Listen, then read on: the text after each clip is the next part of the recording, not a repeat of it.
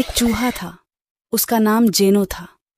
वह बहुत लालची, कामचोर और कामचोर था। आलसी चूहा भी बहुत पेटू था। उसका पेट कभी नहीं भरता था। एक दिन जेनो की माँ ने कहा, बेटा, आप बहुत खाते हैं लेकिन काम से दूर रहते हैं। तुम अपने हिस्से के अलावा मेरा और अपने पिता का भी खाना खाते हो। यह अच्छी बात नहीं है। आज से तुम्हें अपना खाना खुद मिलेगा। हाँ, एक बात याद रखें कि लालची न बने। कभी भी ज्यादा खाने से परेशानी में न पड़ें। अपना ख्याल रखें। जेनो बहुत दुखी था, लेकिन उसे जाना पड़ा। वह भोजन की तलाश में निकला। वह ज्यादा दूर नहीं गया था कि रास्ते में उसे केले का बीज मिला। वह खुश था।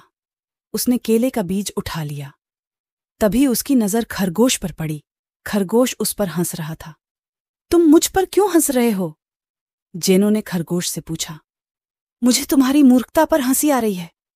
अरे, यहां से एक किसान की बैलगाड़ी गुजरी। थोड़ा आगे बढ़ें और आपको बाली मिल जाएगी। खरगोश की बात सुनकर जेनो के मुंह में पानी आ गया। वह आगे बढ़ा। उसकी नजर झुमके पर पड़ी।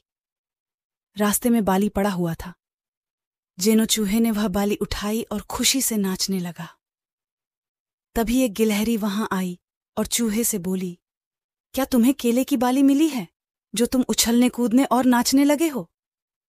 अरे, और खड़ी मेहनत करो। थोड़ा आगे बढ़ो और तुम्हें बाली की जगह कीलों का एक पूरा पौधा मिलेगा। चूहे को गिलहरी की बात अच्छी लगी और वह आगे बढ़ गया। चलते चलते वह थक गया था और अचानक उसकी नजर केले के पौधे पर पड़ी। रास्ते में केले का पौधा गिरा हुआ था। पौधे में बालियां लगी हुई थीं। जेनो खुशी से उछल पड़ा। कील का पौधा देखकर जेनो ने खुद से कहा, वाह, क्या आपको यह अच्छा लगा?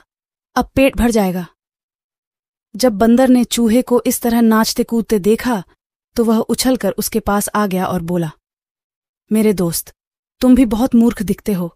बड़ा सोचते हो, बड़े बड़े काम करते हो। अगर तुम्हें एक ही जगह कई दिनों तक खाना खाना है तो? यदि मिल गया तो? हाँ, वह कौन सी जगह है? चूहे ने बंदर से पूछा।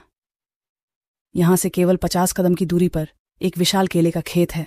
वहां जाओ और जीवन के लिए लहरें बनाओ। बंदर ने जेनो से कहा। चूहा बंदर की बातों में आ गया। वह चलते चलते खेत में पहुंच गया। खेत में कीलों की लहलहाती फसल देखकर चूहे की खुशी रुकने का नाम नहीं ले रही थी।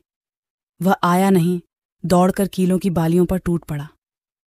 अभी उसने केले के 2-4 बीज ही खाए थे कि शोर सुनकर वह डर गया।